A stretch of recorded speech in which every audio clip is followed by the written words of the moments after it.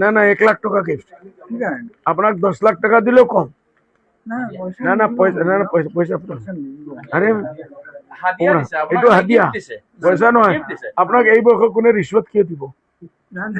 হেৰি নহয় আপোনাক এনে ভাল পাইছে গিফ্ট দিছে না না না এইটো লৈ লওক পাব্লিকলি দি আছো মই তো লুকাই দিয়া নাই না হাদিয়া হিচাপে দিছে আন্ডার টেবল তো দিয়া নাই না আপনাক এইটো এনেই দিছে আপোনাক গিফট দিছে নাপায় মই নাই ছাৰ এইটো আপুনি মই আপোনালোকৰ ললো আপুনি হেৰি দি দিব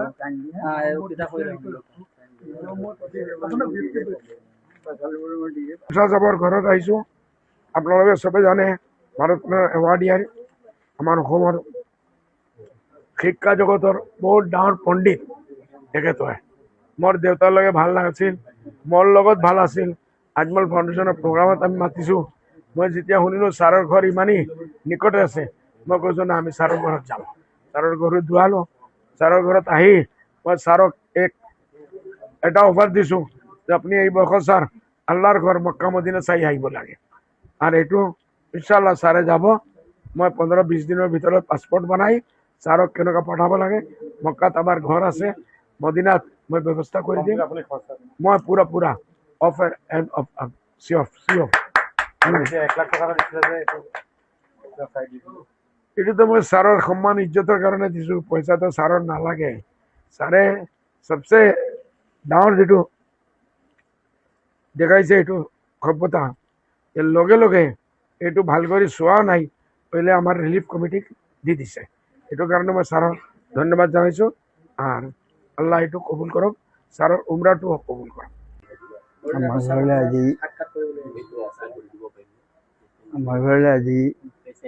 বদ্ৰীনাথ বালচা অহাটো মোৰ কাৰণে এটা বৰ ডাঙৰ সৌভাগ্যৰ কথা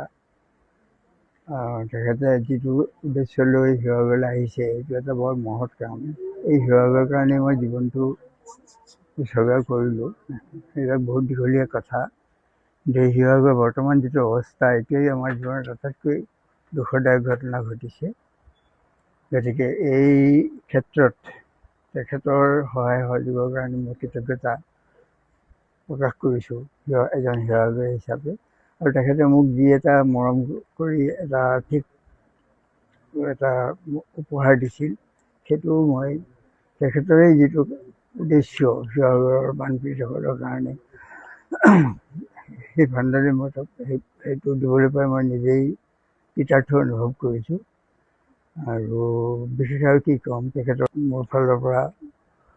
সম্পূৰ্ণ সন্মান শ্ৰদ্ধা নিবেদন কৰি